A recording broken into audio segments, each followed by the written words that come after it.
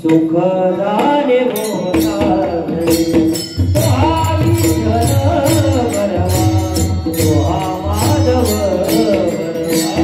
रूप पाहतालो तने सुखदाने मोहतारी तो हा विठ्ठल बरवा तो हा माधव मौन सुधाची तुरी म्हणून विठ्ठल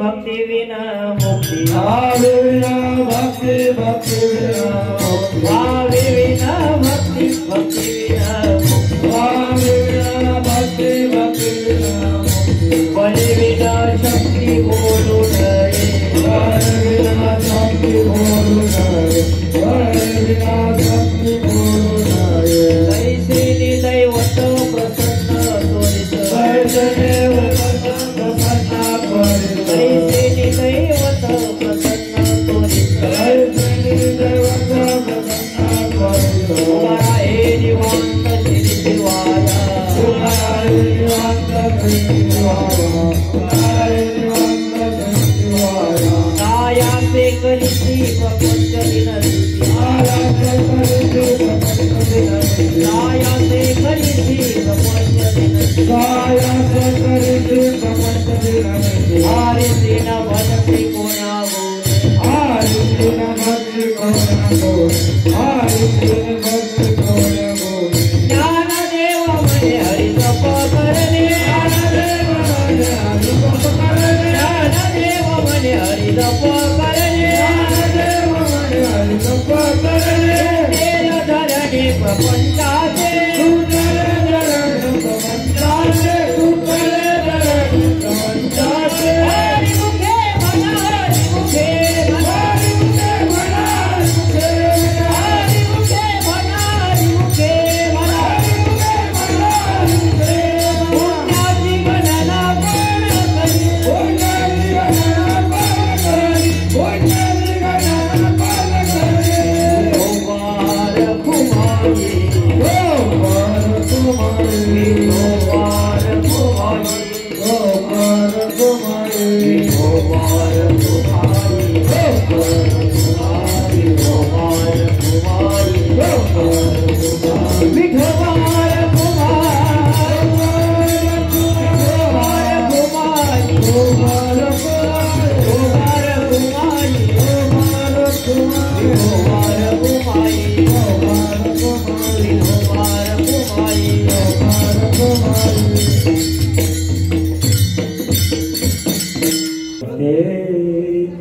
भक्ति विना भावे विना भक्ति भक्ति विना मुक्ति भावे विना भक्ति भक्ति विना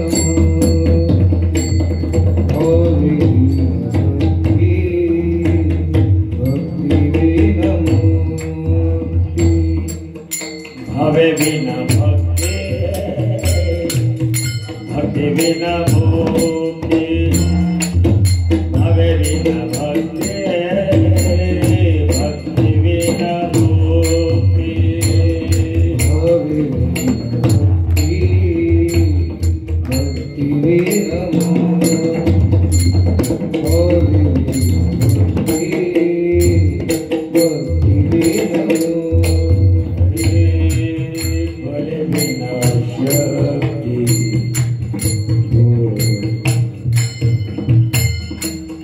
बल बिना शक्ति बोलो न ये हरि मुख भाना हरि मुख भाना हरि मुख भाना हरि मुख भाना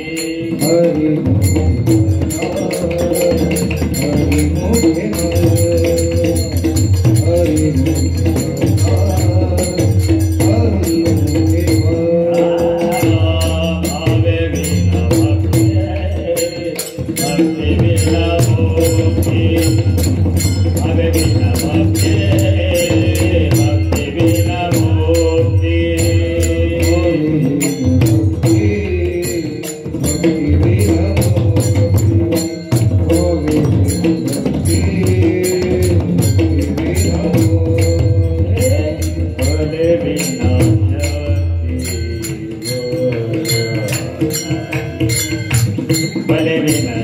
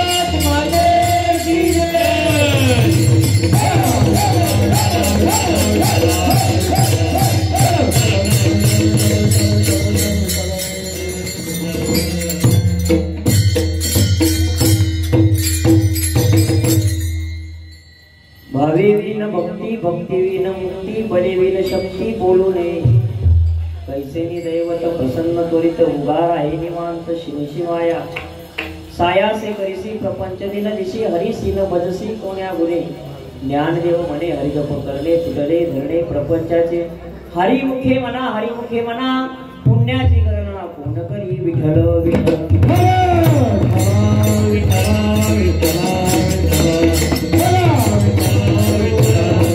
गुरु ब्रह्मा गुरु विष्णू गुरुदेव महेश्वरा गुरु साक्षात परब्रह्म तस्मै श्री गुरुवे नमः। महायोग पीठे तटे भीमरत्या वरण कुंडलिकाय दातुर मुनींद्रे समागत तिष्ठदमानंद कंदम परब्रह्म नित्यं भजे पांडुरंग करू व्रत मन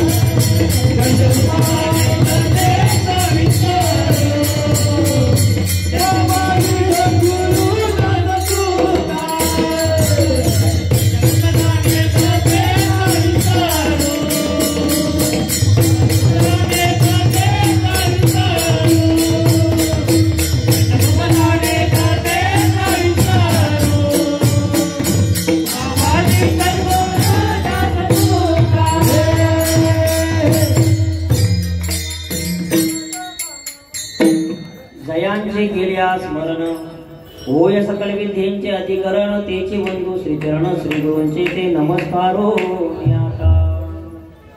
भावे विन भक्ती भक्ती विन मुक्ती बले विन शक्ती बोलू नये कैसे की दैवत प्रसन्न त्वरित उगार आहे निवांत शिवाय प्रस्तुत प्राप्त स्थळी प्राप्त प्रसंगी कीर्तनरूपी सेवेसाठी निवडलेला आहोत। ज्या महान संतांनी ही महाराष्ट्र भूमी पावन केली, ज्या महान संतांनी या महाराष्ट्रामध्ये अवतार कार्यधार्य करून वारकरी संप्रदायाचा प्रचार प्रसार करण्यासाठी जगामध्ये जन्मलेल्या या माणसाला आपण माणूस म्हणून जन्माला आलेलो आहोत, तेव्हा इतर प्राण्यांच्या मध्ये आणि आपल्यामध्ये जमीन आसमान इतका फरक आहे।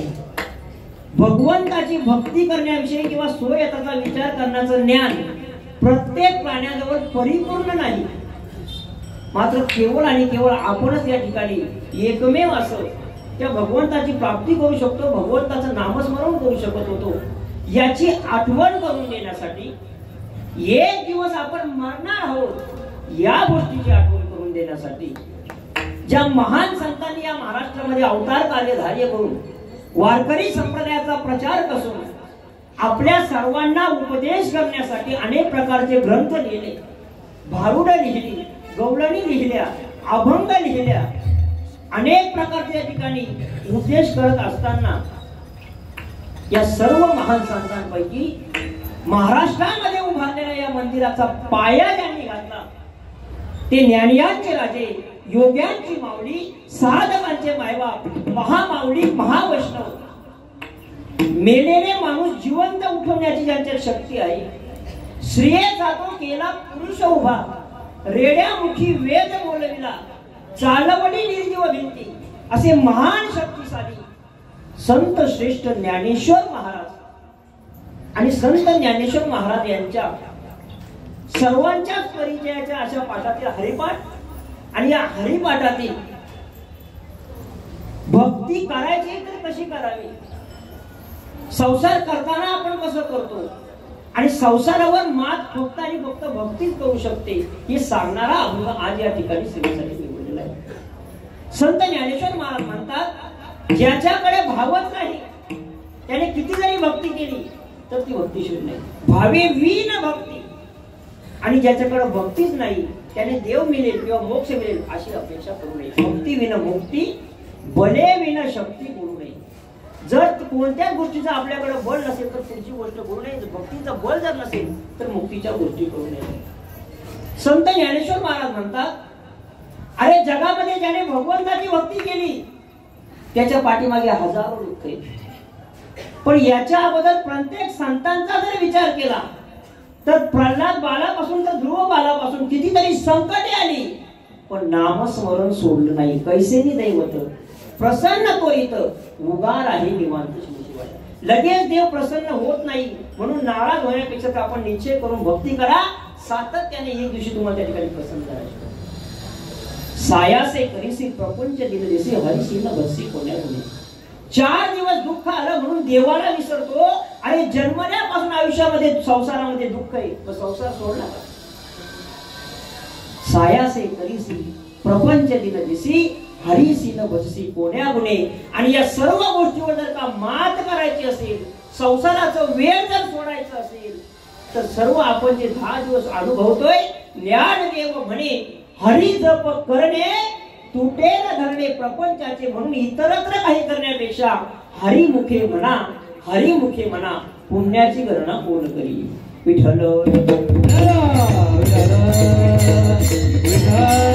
संत श्रेष्ठ ज्ञानेश्वर महाराज यांच्या या अभंगावर यथामती यथावकाश चिंतन मांडण्यापूर्वी 3 निमित्ताने या ठिकाणी आपण ही चिंतन सेवा करत आहोत। आपल्या सर्वांना ज्ञात असल्याप्रमाणे ठाणे जिल्हा शहापूर तालुका आणि शहापूर तालुका परिसर अंतर्गत मौजे गोळभण ते खर्डी आनंदी देवाची हा पायी दिंडी सोहळा हा 15 वर्ष या ठिकाणी पूर्ण होत आहे आणि आपण सर्वजण हा आनंद अनेक वर्ष त्या ठिकाणी घेत आहोत। संत श्रेष्ठ ज्ञानेश्वर महाराज यांच्या समाधी संजीवन सोहळ्यानिमित्त उत्पत्ती एकादशी निमित्ताने हा उत्सव ही पायीवारी या ठिकाणी आपण करत आहोत। आज गेले 8 दिवस झाले बरोबर ना, आणि सर्वांनी आपण आपल्या मनामध्ये असलेला त्या ठिकाणी समाधीचं दर्शन घेऊन अतिशय आनंदाने या ठिकाणी कीर्तनामध्ये आलेलो आहोत।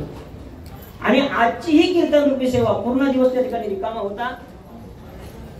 आणि म्हणून या ठिकाणी गुरुवर्य योगेश महाराज घरत किंवा संपूर्ण दिंडीच्या वतीने माझ्यासारख्या पामराकडे आली हे मी माझे परम भाग्य समजतो.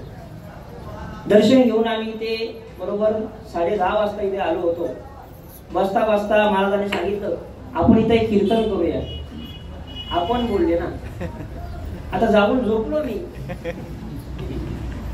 आणि महाराजांनी फोन केला, सगळ्या तरुणांना उठून तुम्ही घेऊन या. म्हणजे मला जायलाच लागलं ना. आणि तसंच आलो मी इथं समोर आलो. महाराजांनी फोन केला, आता फेटा बांधा. अक्षरशः सांगतो माझ्या डोळ्यावर जाम झोप आलं. खरं तर जेव्हा कीर्तनाला उरलं मला माझं हसून होतं आवडत. सांगितले काम करावे सेवक तेथे होतं पण कामाने. आणि म्हणून भगवंत जशी बुद्धी देईल, संत ज्ञानेश्वर महाराजांच्या या पावन भूमीमध्ये तुमच्या सर्वांच्या आशीर्वादाने जे काही बोलेल, बोलण्याचा प्रयत्न करेल, काही चुकलं तर ते विसरून जा. नाही तर माझे कार्यक्रम बंद करा. मस्तक हे पायावरी मस्तक हे पायावरी, मस्तक हे पायावरी, या वारकरी संताचा, या वारकरी संताचा, या वारकरी संताचा, या वारकरी संताचा, या वारकरी संताचा. हे मस्तक हे पायावरी, या वारकरी संताचा, या वारकरी संताचा, या वारकरी संताचा. मस्तक हे पायावरी, या वारकरी संताचा, या वारकरी संताचा, मस्तक हे पायावरी या वारकरी संतांची माथा चरणावरी साष्टांग हे करी दंडवत. प्रत्येक कीर्तनाचं काहीतरी निमित्त असतं. आजचं हे जे निमित्त आहे हे पायी दिंडी सोहळ्याचं निमित्त आहे की आयुष्यभर वर्षभर आपण जीवन जगतो. कदाचित आपण एवढे लोक कधीच एकत्र येत नाही, पण 10 दिवस आपण जेवढे एकत्र येतो तेवढे परस्पर एकत्र येतो. गेले 10 दिवस आपण फक्त आणि फक्त कायिक, वाचिक, मानसिक या 3 प्रकारे आपण नामस्मरण करत आहोत. आचार्य आपले पुढे येतात आणि जेवण बनवतात, पण ती सुद्धा एक प्रकारे सेवा आहे. भजन करणाऱ्याची सेवा आहे. इथं ज्यांनी साफसफाई केली त्यांचं सेवा आहे. अन्नदान करतो त्याची सेवा आहे. प्रत्येक जण कोणत्या गोष्टी प्रकारे आपल्याला पुण्य मिळवण्याचा प्रयत्न करत असतात. आणि म्हणून खऱ्या अर्थानं वर्षभर आपण जे काही संसार करतो त्याच्यामध्ये पाप होतं किंवा पुण्य होतं याचा आपण विचार करणार नाही. आपण पापी आहेत की पुण्यवान आहेत? पापी आहेत का पुण्यवान आहेत? पुण्यवान आहेत. वारी करतो म्हणजे पुण्यवान आहे. पण उंदीर मारण्याचं औषध कोणी घरात आणलं होतं? मच्छर मारण्याचे बॅट कोणी घरात आणली होती? आता पापी आहेत का पुण्यवान आहेत?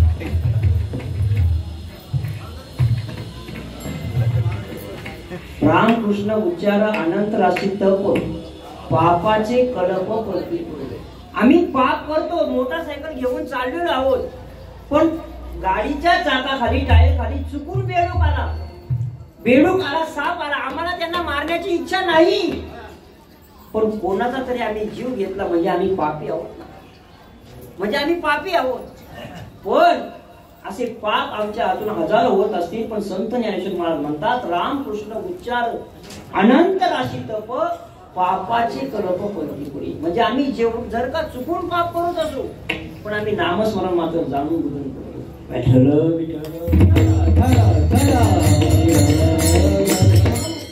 गुरुवर्य गणेश बाबा भालेराव, मी सांगितलं बघा दिंडीच्या प्रस्थानाला गणेश बाबा आले नाहीत का, तर आपण इथं येणार आहोत. या धर्मशाळेचं बरंच त्या ठिकाणी काम चालू होतं.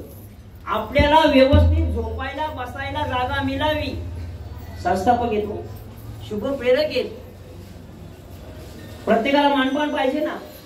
पण मान पान न विसरता ही सर्व वास्तू त्या ठिकाणी दिवस रात्र इथं पाणी मारत असतात किंवा अनेक प्रकारचा कष्ट करत असतात. आपण जन्माला येतो ते आपल्या स्वार्थासाठी आणि संत जन्माला येतात ते जगाच्या कल्याणा संतांच्या विभूती देह कष्ट. कोण गणेश बाबा भालेराव आपल्या परिसरातले तालुक्यातले काहीच संबंध नाही. त्यांचं जन्मगाव आहे परभणी. इथं ते वास्तव्याला आले, साधना करायला आले. त्यांना असं वाटलं शहापूर तालुक्यातील लोक गोळवण गाव इथं दिंडीला आली पाहिजे, त्यांची इथं राहण्याची धर्मशाळेची व्यवस्था झाली पाहिजे.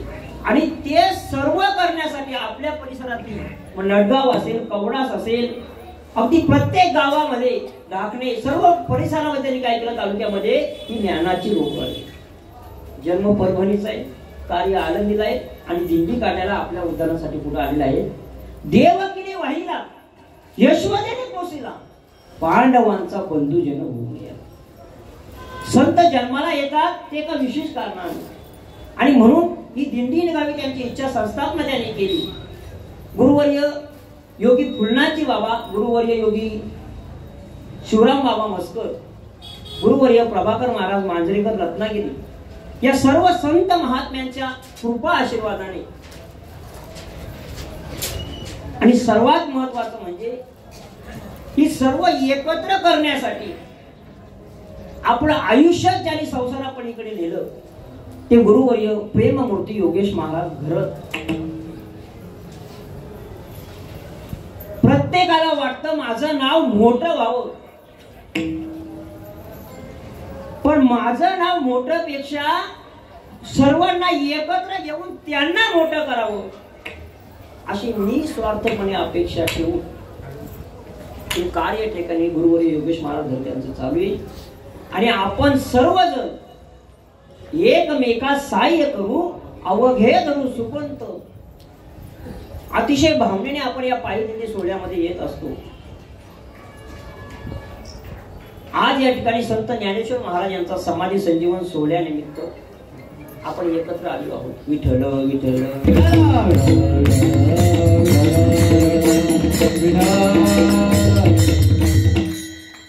जगामध्ये असा व्यक्तीच नाही की ज्याने माऊली हा शब्द ऐकला नाही. जगामध्ये असा व्यक्तीच नाही ज्याने माऊली हा शब्द ऐकला नाही. कारण ज्ञानेश्वरी केवळ मराठीमध्ये नाही, प्रत्येक भाषेमध्ये ज्ञानेश्वरी त्या ठिकाणी लिहिली. 56 भाषेंचा केलासे गौरव स्वतः संत ज्ञानेश्वर महाराजांनी त्याच्यामध्ये 56 भाषा त्या ठिकाणी वापरल्या. आज आपण जेव्हा आपली दिंडी निघते तेव्हा जाणून बुजून आपल्याला मुक्काम कॅन्सल करावे लागतात, म्हणजे अन्नदाते आपल्याला कॅन्सल करावे लागतात. लोक अन्नदान देत आहेत, ढोकळा खायला देतात, पावभाजी खायला देतात, मेसूर खायला देतात, बालुशाही खायला देतात.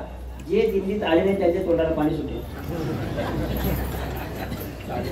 पण ज्यांच्या समाधी संजीवन सोहळ्यानिमित्त आपण चाललेलो आहोत ना, त्यांच्या हातून जेवण हिसकावून घेतलं, जमिनीवर टाकून दिलं, बरं पुन्हा हे उचलून खाते म्हणून पायाने मातीमध्ये मिसळून टाकलं, तोडवून टाकलं. पण योगी पावन मनाचा साहे अपराध जनाचा त्यांनी केलेला आदर्श म्हणून आज आपण 200 किलोमीटर पाहिजे.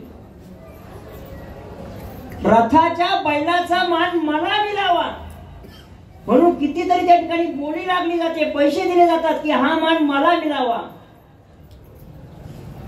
पण बैलाला तरी आपण 2 वेळा चांगल्या प्रकारे खायला देतो.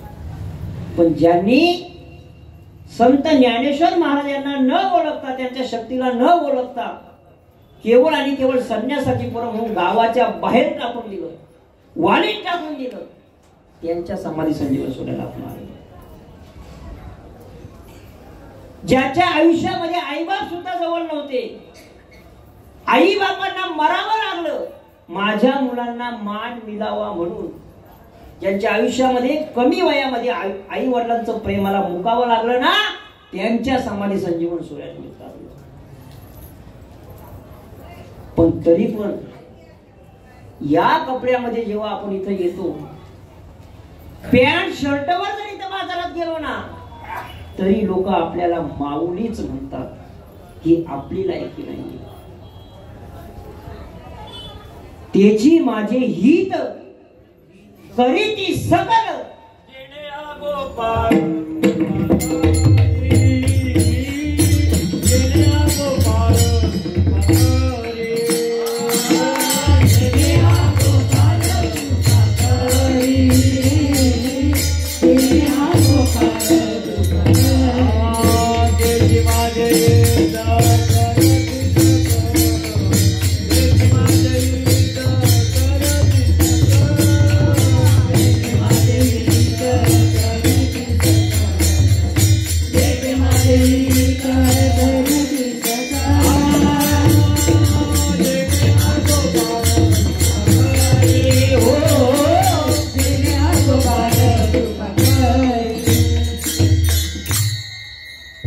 संतांनी एवढे अपराध सहन केले, पण त्यामागचा अवघाची संसार सुखाचा करील संत ज्ञानेश्वर महाराजांची प्रतिज्ञा आहे. बघा, आज आपल्याला कोणत्याच गोष्टीमध्ये सुख नाही.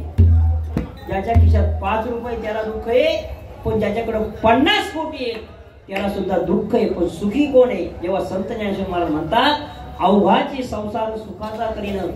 ज्या संत ज्ञानेश्वर महाराजांनी या जगाला महान धन दिलं, त्या धनाचं नाव आहे ज्ञानेश्वरी.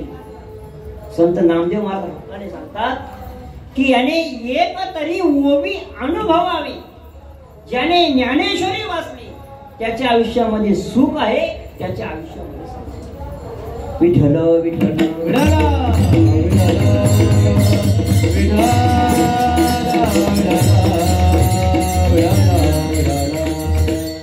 आणि म्हणून संत ज्ञानेश्वर महाराजांनी सार्थ अनुभव नावाचा ग्रंथ लिहिला. अनेक प्रकारचे ग्रंथ लिहिले. त्याच्यामध्ये सर्वात सोपा आणि कमी वेळामध्ये म्हटला जाणारा म्हणजे हरिपाठ. या ग्रंथाला नाव दिलं हरिपाठ. ज्यावेळी दिंडी चालत असते, विसावा असतो, कुठेतरी भोजन असतं, त्यावेळी एखादी आमची मावशी सांगते माझी सून आगीला हातात धरावा तर तिला हातात धरावा. माझी सून अशी करते, माझी सून तशी करते. ए बाई बस झाला, तुझा सून पुराण बंद कर, दिंडी पुढच्या गावाला निघाली. सून पुराण का म्हटलं? कारण तिने फक्त सुनेचीच कथा सांगितली. संत ज्ञानेश्वर महाराज म्हणतात या ग्रंथाचं नाव आहे हरिपाठ. 18 पुराणे हरी हरी हरी मंत्र हा हरी विना जन्म नरकाची एक नाम हरी दैत नाम. जवळजवळ 50 वेळा नुसता हरी शब्द आलेला आहे कीर्तनामध्ये, 50 पेक्षा जास्त आहे. आणि जेव्हा आपण प्रत्येक जणाला हरिमुखी हरिमुखी म्हणतो त्यावेळी त्या ठिकाणी वाटतं हरिपाठ म्हणजे हरीच्या नावाचा त्या ठिकाणी उच्चार केलेला आहे. आता हरी म्हणजे नेमका कोणता देव? हरी म्हणजे देव कोणता? हरी म्हणजे एकाच पाठ, एकच देवाचा पाठ. पण संत ज्ञानेश्वर महाराज म्हणतात विष्णू विना जप. प्रभू श्रीरामाचं पण प्रमाण देतात ना.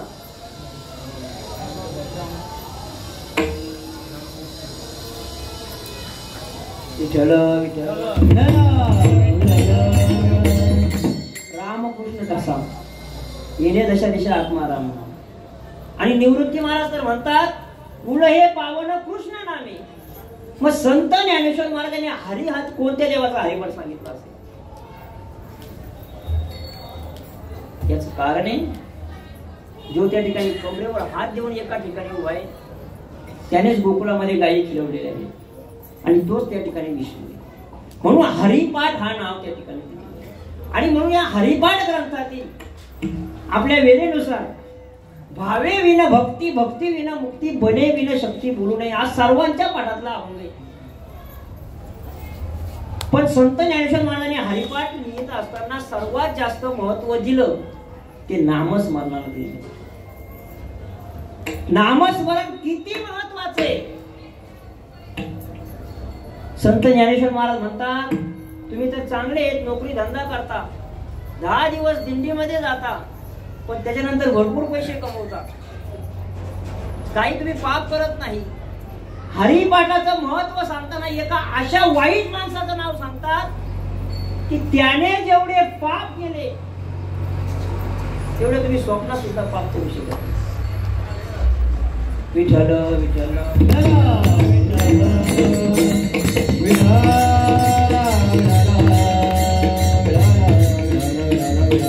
याचं नाव आहे वाल्ल्या कोळी. वाल्ल्या कोळीने जेवढे पाप केले तेवढे इथं कोणी केलेच का? आणि एखाद्याने होकार जरी दिला तरी तो आदरवाडीला असेल. विठ्ठल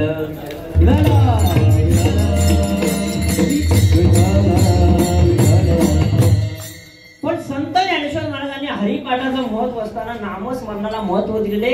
प्रत्येक चरणाला आपण म्हणतो हरिमुखे म्हणा, हरिमुखे म्हणा. जेव्हा तुम्ही म्हणत असता तेव्हा पुण्याची गणना कोण करेल?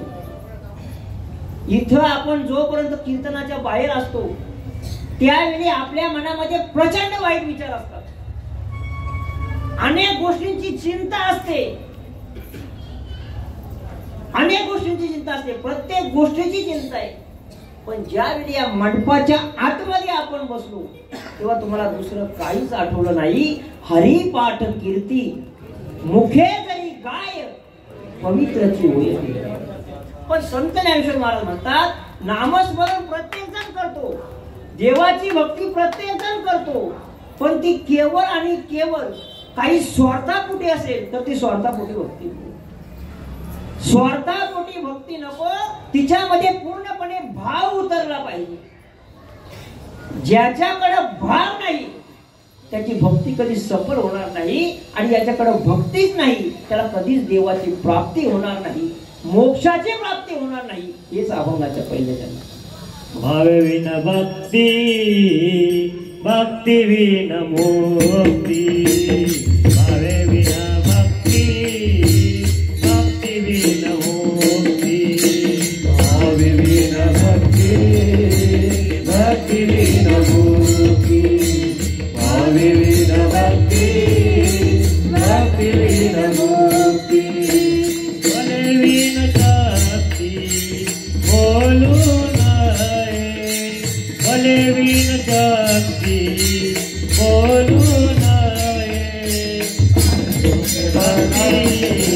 हरि मुखे मना, हरि मुखे मना, हरि मुखे मना.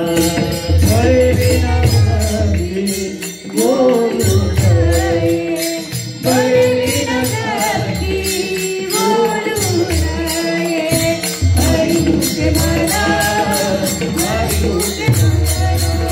हरि मुखे मना,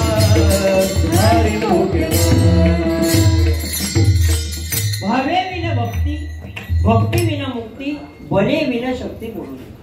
ज्याच्याकडे भाव नाही त्याने भक्तीच्या गोष्टी करू नका, त्याच्याकडे भक्तीच नाही त्याने मुक्तीच्या गोष्टी अजिबात विचार करू नका. बले विना शक्ती बोलू नये, बोलूची नाही. आता जनगणना आहे बघा, जनगणना ज्यावेळी जनगणना असते त्यावेळी कोणीतरी एक अधिकारी आपल्या घरी येतो. तो विचारतो दादा तुमच्या घरात माणसे किती? म्हटले भरपूर आहे. बरं ठीक आहे, तुमचं नाव काय? माझं नाव अमुक. तुमच्या बायकोचं नाव काय? बायकोचं नाव तमुक. बरं मुलाचं नाव काय? म्हटले अमुक तमुक. आणि मुलीचं नाव तमुक अमुक. बरं म्हटले हरकत नाही, आता चौघांना बोलवा, त्यांचे थंब घ्यायचे अंगठी. म्हटले दादा माझ्या घरात मी एकटाच आता सध्या.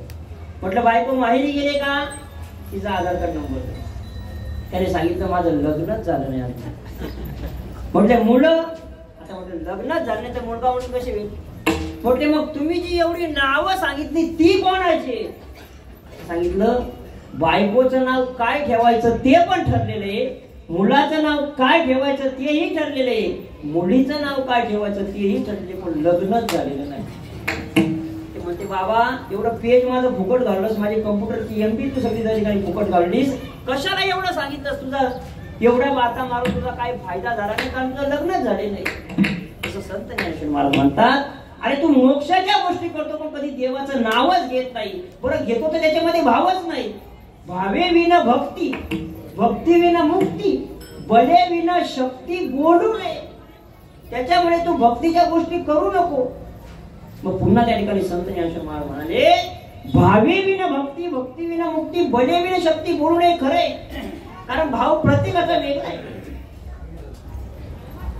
एखाद्या माणसाकडे एक गाय आहे, दूध नाही देत बरं कधी, खाटी खाटी, पण तिला तो रोज चारा टाकतो. किती गाय जनावर किती, एकच आहे. तो पुण्य कमावतो. आणि दुसरा एक व्यक्ती, त्याच्या 5 पोल्ट्री आहेत, तो 2000 पक्ष्यांची सेवा करतो. पुण्य कोण कमी? ज्याच्याकडे एक जनावर तो, ज्याच्याकडे 500 कोंबड्या आहेत तो. का?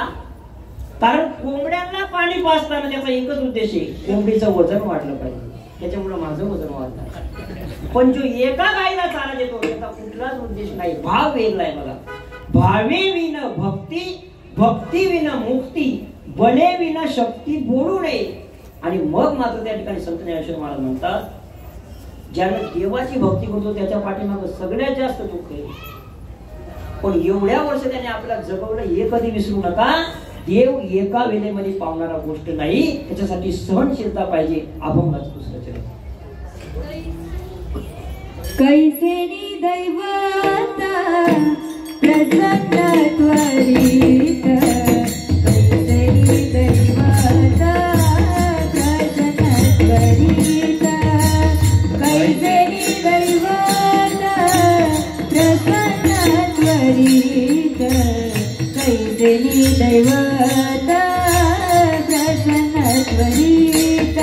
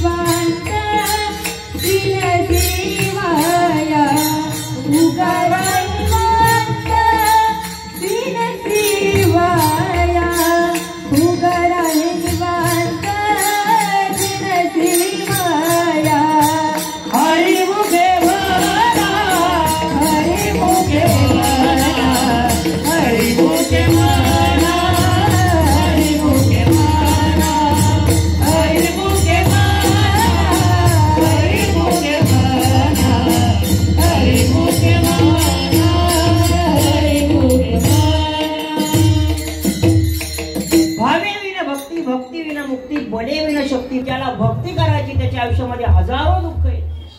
संत ज्ञानेश्वर महाराजांना एका वेळेचं जेवण वेळेवर मिळालं नाही. जगद्गुरु तुकाराम महाराजांची लोक गाढवावरून धिंड काढत होते. यापेक्षा आपलं आयुष्य बदल. पण त्यांनी भगवंताचं नामस्मरण सोडलं नाही, म्हणून कैसेनी दैवत प्रसन्न त्वरित, उगार आहे निवांत. देवाने माझं वाईट केलं म्हणून त्याला आपण दोष देतो. 4 दिवस माझ्या घरामध्ये दुःख आलं, पण 361 दिवस तुला आनंद दिला. कोरोनाच्या काळामध्ये पैशाने श्रीमंत असणारी, ज्ञानाने श्रीमंत असणारी, करोडो रुपयाच्या बंगल्यात राहणारे लोक पैसा असून सुद्धा वाचतील नाही. काय ठाऊक देवाला विश्वास होता का ही जर जिवंत जगली ना तर पहिल्या दिवसापासून जिंदगीला पायी जातील, असा देवाला आपल्यावर विश्वास होता. म्हणून आता तरी पुढे हाची उपदेश नका करू नाश आयुष्याचा. देवाने आपल्याला जिवंत ठेवलं म्हणजे आपला पुनर्जन्म आहे. कैसेनी दैवत प्रसन्न त्वरित, उगार आहे निवांत शिवाय. केवळ एक गोष्ट अहो, भक्त प्रल्हादाचा जर विचार केला तर अख्ख्या राज्यामध्ये देवाचं नाव गेलं दुसरा कोण नाही, कोणीच नाही. त्याला कीर्तनाची चाल म्हणायला पण आपण 2 जणांची नावं घेतो, त्याला एकच चाल बोलायला लागेल. त्याला कड्यावरून ढकलून दिलं, उकळत्या तेलात टाकलं, माजलेल्या हत्तीच्या पायाखाली दिलं, अहो अग्नीमध्ये टाकलं, पण नामस्मरण सोडलं. कैसेनी दैवत प्रसन्न त्वरित, उगार आहे निवांत शिवाय. ध्रुवबाळ घरदार सोडून गेलं, देव पावत नाही म्हणून अन्न टाकून दिलं, तरी देव प्रसन्न होत नाही, पाणी टाकून दिलं. आणि आपल्याला जेवण असून आपण जेवत नाही. इथं दिल्लीमध्ये नको आपण दुपारी जाम जेवलेलो आहे. कैसेनी दैवत प्रसन्न त्वरित उगा राही निवांत श्रीशिवाया. त्यावेळी संत ज्ञानेश्वर महाराज म्हणतात, अरे देवाने एक दिवस दुःख दिलं म्हणून देवावर नाराज झालास. ज्या दिवशी संसारामध्ये जन्माला आलास ना, जन्माचे ते मूळ पाहिले शोधून दुःखाचे कारण जन्म घ्यावा, त्या दिवसापासून तू दुःखी आहे. मग संसार सोडला नाही आणि हरीला विसरलास, अभंगाचं तिसरं जन्म. सयासा करीसी प्रपंच दिननीसी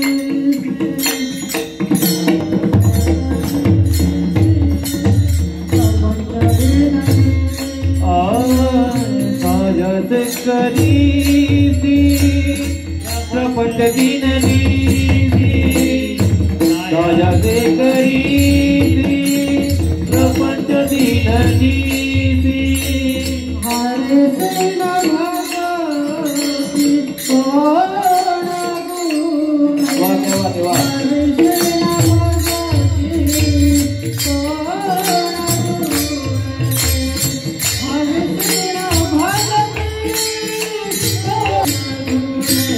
हरि मुखे वाला हरि मुखे वाला हरि मुखे वाला हरि मुखे वाला.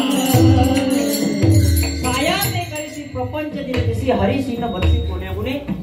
संत त्या दिवशी प्रपंचामध्ये पडलास, आयुष्यामध्ये दुःख तुला गिफ्ट मिळालेले, आणि जोपर्यंत तू मरण पावत नाही ते गिफ्ट तुझ्या कायम बरोबर राहणार आहे. दिवसाच्या 24 तासांपैकी 1 मिनिट तुझ्या आयुष्यात सुख असेल, पण 23 तास मात्र दुःखच. सायासे करीसी प्रपंच दिननीसी. आणि प्रपंच कशासाठी करतो आपण? सगळ्यांचा उद्देश एकच आहे, आपल्याला सुख मिळालं पाहिजे. लहान लेकराला सुद्धा मंदिरात घेतल्यानंतर देवाजवळ आपण काय सांगतो? देवा बाप्पा मला दुःखी ठेव का सुखी ठेव.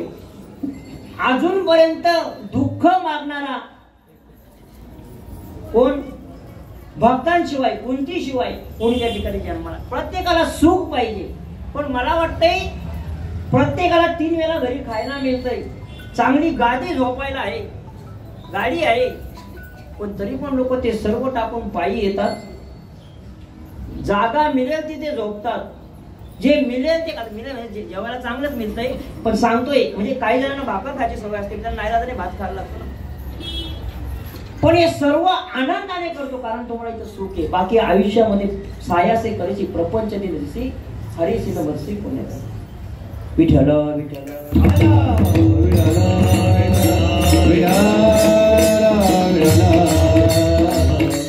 जीवनामध्ये फक्त आपल्याला सुख पाहिजे बघा. फक्त 5 मिनिट राहिले, आता खुशवाना 5 मिनिट राहिले म्हणून सुखासाठी आपण त्याग करतो. संतांनी संसार सोडला, संतांनी संसार सोडला म्हणून ते आनंदी राहिले, म्हणून त्यांचे फोटो आपल्या घरामध्ये आले. आणि आपण संसाराला बिरकून बसलो म्हणून आपला 7-12 एकदा मेलो लगेच तलाठी येतो, बाबा तुझा काम झाला तर निघून जा. संत म्हणतात आम्हाला एकदा सुखात टाकूच नको, संसारात टाकूच नको. पण जर संसारात टाकायचं असेल ना तर आम्हाला 5 गोष्टी पाहिजेत. पहिले उत्तम काया, तेव्हा आम्हाला चांगलं शरीर दे. दुसरं आहे सुलक्षणी पत्नी. तिसरं आहे आज्ञाकारी पुत्र. आणि चौथं आहे स्वदेश में व्यापार. 5वं आहे परिवार युक्त धन कमाई. पहिलं हे उत्तम काया. जोपर्यंत आपला अपघात होत नाही तोपर्यंत आपल्या शरीराची किंमत नाही. बघा इथं सर्वजण बसलेले आहेत. महाराज सांगतात काही करा, एकदा दिल्लीला या. कुठपर्यंत? एखाद्या दगड्या बांगड्या सांगतील का महाराज? विचार करा, आयुष्यावर हे शरीर आपण पोचलेले, सुंदर नटवलेले, त्याला फॅरमन लावले, त्याला लिपस्टिक लावले, बरंच काय काय लावलेले आपण. आणि जेव्हा डॉक्टर सांगतो तुमचा आता पाय कापावा लागेल, विचार करा आपल्यावर वेळ आली तरी फक्त विचार करा, कापणार नाही कोणी. विचार करा फक्त. काही माणसाला देवाने आयुष्यभर लग्न बनवले, आयुष्यभर. तो म्हणत असेल अरे यांच्यापेक्षा जर देवाने एक पाय दिला असता ना तर पहिल्या दिवसापासून निधीला पाय गेलो असतो आणि जोर जोरात नाचलो असतो. पण तरी आपल्या शरीराची किंमतच आपल्याला नाही. उत्तम काय, चांगलं शरीर दे. जगद्गुरु तुकाराम महाराजांना पायाला नारू झाला, एकदाच झाला, पण वारी चुकायची वेळ येते, देवाचं नामस्मरण कमी होतं. बघा उत्तम काया दुसरा आहे सुलक्षणी पत्नी, चांगली पत्नी. जे पत्नी चांगल्या प्रत्येकाला मिळाली. संत नरसिंह मेहतांनी लग्न केलं आणि नवरीच मरण पावली पहिल्या दिवशी. तो म्हणतो जाऊ दे, देवाची इच्छा होती का मी त्याचं राव दुसरं कोणाचं होऊ नये. जगद्गुरु तुकाराम महाराजांना भेटली, पण तुका म्हणे बाईला आणि एकनाथ महाराजांना भेटली, पण भाग्याची ठरली बा. पत्नी चांगली मिळणं गरजेचं आहे. पत्नी जर चांगली मिळाली तर दिंडीमध्ये यायचं. माझी बायको बोलते तुम्ही दिंडीला नका जाऊ, 10 दिवस आपल्याला नुकसान होत आहे. म्हटलं हे बघ, दिंडीमुळे मला तू भेटतेस काय, तुझ्यामुळे मला दिंडी नाही भेटली. मी ठरलं चांगली पत्नी मिळणं गरजेचं आहे बघा. फक्त 2 मिनिटं. जेव्हा लग्न असते ना, लग्न कोणाकोणी झाले त्यांच्यासाठी हो का, तेव्हा लग्न असते तेव्हा नवरदेव असतो म्हणजे नवरा, आणि त्याच्या पाठीमागं कोण असते, बाशिंग बांधलेली. अरे बोला पटापट. नवरी असते ना, चारी बाजून 4 तांबे असतात. अजय मला तेवढाच आहे माझ्याकडे, आता काय करणार, अचानक आहे ना कीर्तन आणि टाइम झाला. त्याला 4 बाजून तांब्यांना धागे बांधले असतात, बरोबर का. फक्त हो जोरात बोला, कारण माझा पाठी 4 वाजता आंध्रात लॉकडाऊन मध्ये झाला, मला काहीच आठवत. 4 बाजूला 4 तांबे असतात, धाग्याने बांधलेले असतात. नवरा असतो, त्याच्या पाठीमागं नवरी असते. नवरी असते पाठीमागं, नवऱ्याच्या पाठीमागं नवरी नसते का. लग्नाच्या वेळी सप्तपदी. लग्न तुम्ही कसं करा, पळून जाऊन करा का कसं पण करा, हल्दी होणार नाही, त्याला होणार नाही, सगळे घरची नाराज असतात पळून गेल्यावर. पण एक विधी होतोच, त्याचं नाव आहे सप्तपदी. तो कुठं पण गेल्यावर करणार, तो कोर्टात सह्या मारायला कसं करा. हो थांबा, माझी चुकी नका होता. तर ती होत असताना पाठीमागं नवरी असते. नवऱ्याच्या अंगावरचा टॉवेल आणि नवरीची शाल किंवा पद्धती काय केली जाते, आणि पुढे एक कडा घेऊन कोण असते, घागऱ्यावाली. तरवळी म्हणजे कोण, नवऱ्याची बहीण, बरोबर ना. आता आमची संस्कृती आम्हाला असं सांगतं की 1 किलोमीटर जर धावायचं असेल तर आपण सहज धावू शकतो, पण जेव्हा सप्तपदी मारतो ना तेव्हा अंगावर काटा येतो. नवरी जेव्हा पाठीमागं चालत असते आणि बहीण करवळी पुढे जात असते, तेव्हा पाय चुकून बहिणीच्या साडीवर पडू नये. ती म्हणतात तुला आताच हवा लागली काय. आणि जर बायकोची ओढाताण झाली, ती म्हणे आताच सांभाळतो काय, पुढे माझा दिवस लागेल. पण एवढा विधी करत असताना संतांनी सांगितलं 4 बाजूला 4 तांबे धाग्यांनी बांधलेले, हातामध्ये तांदूळ दिलेले. प्रत्येक वेळेस फेऱ्या मारत असताना तांदूळ प्रत्येक तांब्यात पडला. अर्धांगी नको ना, 3ऱ्या फेरीला घालू नको ना. संत सांगतात ज्या दिवशी तुझं लग्न होईल, पुढे माया आहे जे तुला 20 वर्ष जीव लावलेला आहे, बहीण आहे, आणि पाठीमागं तो मोह आहे, तो आयुष्यासाठी तुला सांभाळणार आहे. पण दोघांच्या संसारामध्ये, दोघांच्या कटकटीमध्ये तू इतका गुरफटून जाणार आहेस, पण एक दिवस मारणार आहेस, लक्षात ठेव. पण मरताना कमीत कमी 4 खांदेकरी तरी पाहिजे. आपण जर एकमेकाच्या लग्नात कार्यात गेलो नाही तर आपल्या घरी पुतळा सुद्धा येत. म्हणून ते तांदूळ येत ना, प्रत्येक तांब्यात टाकायचा का मी पण तुमचं आहे, त्यावेळी 4 खांदेकरी आपल्याला आले पाहिजेत. हा त्याचा उद्देश आहे. ज्यांची लग्न झाले नसतील, झाली आहेत पण त्यांना जर माहित नसेल, तुम्ही मला ऑनलाईन केस पाठवू शकता. मी ठरवलं सांगितलं आज्ञाकारी पुत्र पाहिजे, चांगला पुत्र पाहिजे. एकच परिस्थिती 2022 ला गरीब होती, काहीच नव्हता, झोपडी होती. 23 ला कामाला लागला मुलगा, 1 वर्षात बंगला बांधला, गाडी घेतली, आणि 2025 ला समृद्धी बंद झाली. तसा परत भिकायला लागला, कारण चोऱ्या करून गेला ना. चांगली पाहिजे त्या ठिकाणी. परिवार युक्त धन कमाई, 2 घास कमी खा, पण आपल्या कुटुंबात असताना आपण पैसे कमवलं पाहिजे. आणि सर्वात म्हणून स्वदेशने व्यापार. अधिक काही न बोलता विठोप्पा रखुमाई,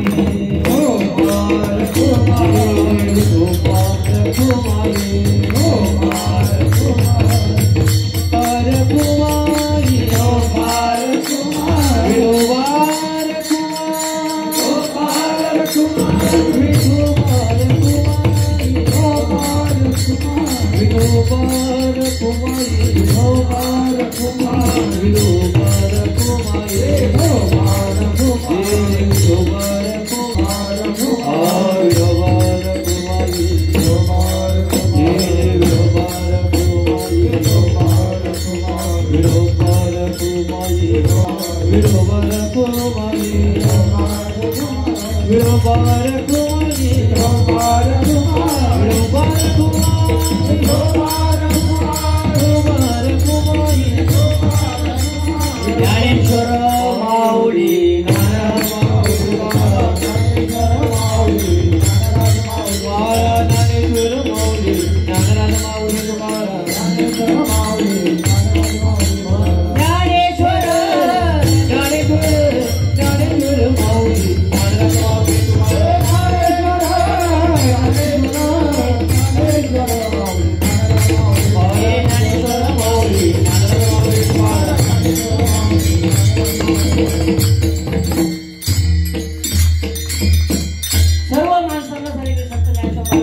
करतात, उद्देश करतात की ज्याला संसाराची माया सोडायची, ज्ञानदेव म्हणे हरी जप करणे, तुटेल धरणे प्रपंचाचे. जोपर्यंत दिंडीमध्ये नामस्मरण करून चालतो तोपर्यंत आठवण येत नाही ना. जिथं दिंडी मुक्कामाला थांबते तेव्हा पहिले आपण मोबाईल बसतो. हॅलो, जोपर्यंत नामस्मरण करतो तोपर्यंत संसाराची आठवण येणार नाही. ज्ञानदेव म्हणे हरिजप करणे, तुटेल धरणे प्रपंचाचे, यथावती यथा अवकाश. या अभंगावर चिंतन मांडण्याचा प्रयत्न केलेले. अचानकपणे तुम्ही या ठिकाणी मला सेवा दिली, मला पावडर पण लावायला मिळाला नाही, मला गंध लावायला मिळाला नाही, तरी पण भगवंताच्या कृपेने तुमच्या सर्वांच्या आशीर्वादाने जे काही चुकलं असेल ते माझ्या बुद्धीचा दोष आणि जे काही योग्य असेल ते ज्ञानपासरक कीर्ती एकादशी मंडळ खर्डी विभाग, गुरुवर्य एकनाथ बाबा मांजे, गुरुवर्य योगेश महाराज गरज आणि तुम्हा सर्वांच्या त्या ठिकाणी आशीर्वादाचं एक फोडीले भांडार, धन्याचा हा माल, मी तो हमाल भारवाई मजपा मला हे काय थोर पड पायीची वाहन पायीवरी. गेली 15 वर्ष झाली हा दिंडीचा अनुभव त्या ठिकाणी. बाबा महाराज सांगतात की जो दिंडीमध्ये येतो ना त्याचं कल्याणच होत असतं. सूरज महाराज त्याच्यासाठी बोलले, सूरज महाराज का खरोखर जेवायची सुद्धा मारामार होती, आम्ही मान्य करतो, आमची परिस्थिती वाईट होती, पण ज्या दिवसापासून संत संगत घडली, तुमच्या सर्वांचा आशीर्वाद मिळाला, संसारामध्ये चालताना माणसाने मागचा दिवस आठवायचे का आपली परिस्थिती पहिले कुणाचं घर होतो, जेवायला मिळत नव्हतं, गाडी नव्हती हो. आणि जेव्हा तुम्ही आजचे दिवस आठवाल तेव्हाच तुम्हाला समजेल आज सुखी होती. मला तर वाटतंय माझ्यासारखा सुखी आज तरी फक्त कोणी नाही, ती केवळ तुमचा त्या ठिकाणी आशीर्वाद आहे. दरवर्षी त्या ठिकाणी आपण सांगितलं त्याशी परत सांगतो प्रवचनात, त्यात प्रवचन पण मला अचानक दिला. गुरुवर्य योगेश महाराज पत्रक वाटायला आपल्या घरी येत असतात जरंडीला, अख्ख्या गावात मी पत्रक वाटायला फिरतो आणि बायकोला सांगतो आज पत्रक वाटायला घेत. ती मस्त इकडे नाश्ता बिष्टा बनवून ठेवते, मस्त चादर बिदर सोप्या ओके, आणि महाराज मला पत्रकच द्यायला घरी येते. मग ती मला सांगते का हो तुम्ही तर लय बाता करता, दिंडी माझी अशी असा तसा, आणि मग पत्रक तुम्हाला देतच नाही काय, तिथं आपला आवाज बंद होतो, पण खाली पण पडून फायदा नाही ना. म्हटलं हे बघ महाराज 2000 पत्रक छापतात, प्रत्येकाला फोन करतात आज मीटिंग आहे, मीटिंगला पण फोन करतात ना.